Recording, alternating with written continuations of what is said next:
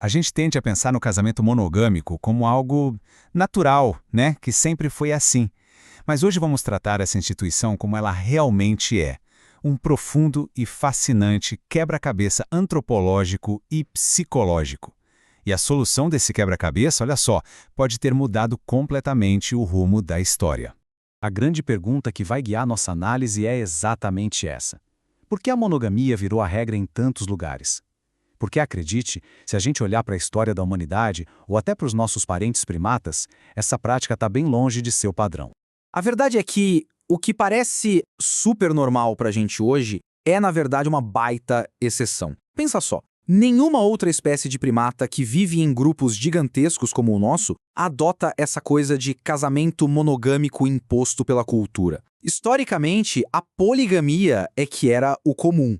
Ok, para a gente entender o quão estranha, o quão peculiar é a monogamia, a gente precisa primeiro olhar por que era normal na maior parte do tempo. A poligenia, ou seja, um sistema onde um homem pode ter várias esposas. Do ponto de vista da biologia evolutiva, existe o que a gente chama de viés da poligínia. Para os homens, a lógica é clara. Mais parceiras significava, historicamente, mais filhos. Um sucesso reprodutivo óbvio. E para as mulheres? Bom, num mundo com muita desigualdade, casar com um líder ou um grande caçador, mesmo sendo a segunda ou terceira esposa, podia garantir muito mais segurança e recursos para os filhos do que ser a única esposa de um homem com pouco status.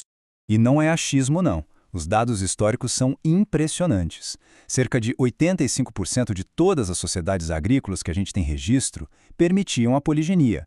De impérios como o Azteca aos reinos na África, a elite masculina tinha haréns com centenas, às vezes milhares, de mulheres. Era o normal.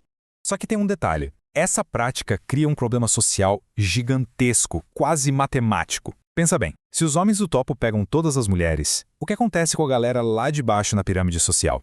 Essa ilustração deixa o problema bem claro. De um lado, numa sociedade monogâmica, a conta mais ou menos fecha. Em tese, todo homem tem a chance de arrumar uma parceira. Agora, olha para o outro lado.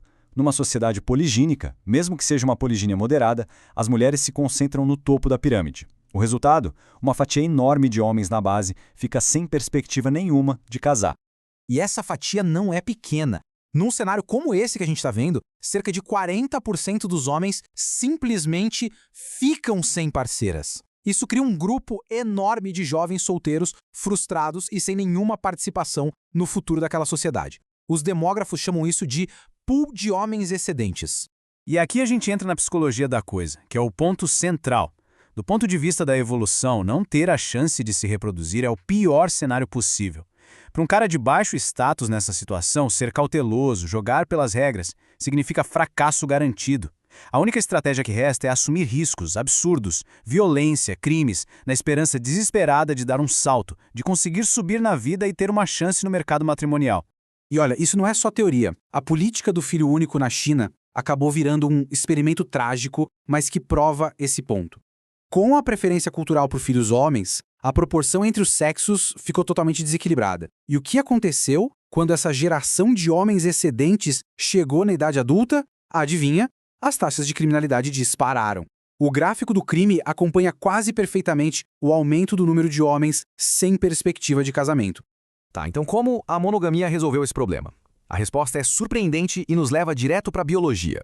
A monogamia imposta pela cultura funciona basicamente como um sistema de supressão hormonal em escala populacional.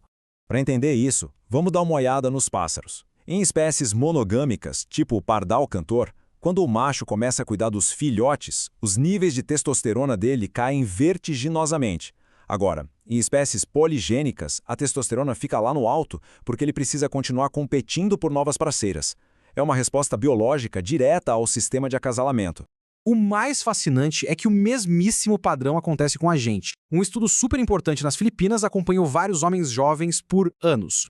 Os que continuaram solteiros tiveram só aquela quedinha de testosterona normal da idade. Os que casaram já tiveram uma queda maior. Mas e os que casaram e tiveram filhos? A testosterona deles, despencou.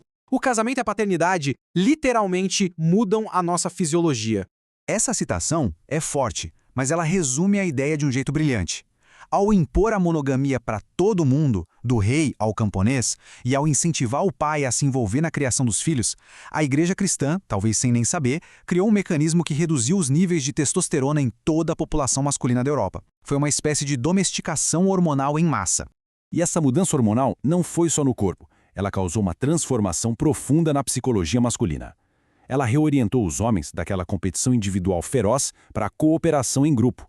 É que a testosterona está muito ligada a uma mentalidade de soma zero. Para eu ganhar, alguém tem que perder. Ela aumenta a competitividade, a vontade de arriscar. Já níveis mais baixos estão ligados a uma maior confiança nos outros, a uma mentalidade de soma positiva, onde todo mundo pode sair ganhando se colaborar. Isso já foi provado em laboratório. Num estudo, homens com testosterona naturalmente alta se deram muito melhor em tarefas de competição individual. Mas quando a tarefa exige a cooperação para competir em equipe, adivinha só, os homens com testosterona mais baixa tiveram um desempenho bem melhor. O impacto disso no mundo real é gigante. Estudos que acompanham homens pela vida toda mostram que o ato de casar corta pela metade a chance de um homem cometer um crime violento.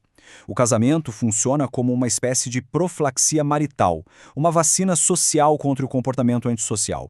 Agora, vamos juntar todas as peças. Vamos ver como essa mudança na psicologia masculina, acontecendo em uma escala massiva, não só pacificou as sociedades, mas pode ter criado as bases do nosso mundo moderno. O historiador David Herlihy defende que, ao forçar o rei a seguir a mesma regra de uma esposa que valia para o camponês, a igreja deu um passo radical em direção à igualdade. Pela primeira vez na história, a elite não podia mais usar seu poder para monopolizar as mulheres. A regra era a mesma para todos. A teoria aqui é que a estrutura da família molda a nossa ideia de como a sociedade deve ser. Famílias poligínicas, baseadas em clãs, são por natureza autoritárias e hierárquicas. Em contraste, a família nuclear monogâmica, com pai e mãe, oferece um modelo mental de maior igualdade. Alguns pesquisadores acreditam que essa nova forma de pensar plantou as sementes para instituições voluntárias, como as guildas e as cidades livres que surgiram na Europa, e, no fim das contas, até para a própria democracia. E a gente termina com essa ideia provocadora, a ideia de que uma simples norma sobre casamento, uma instituição cultural peculiar que vai contra alguns dos nossos impulsos biológicos mais fortes, foi capaz de reconfigurar a nossa biologia, a nossa psicologia e, quem sabe, até o curso da civilização. É uma troca, suprimir os instintos da elite para criar uma sociedade mais estável, mais cooperativa e, no longo prazo, muito mais próspera para todo mundo.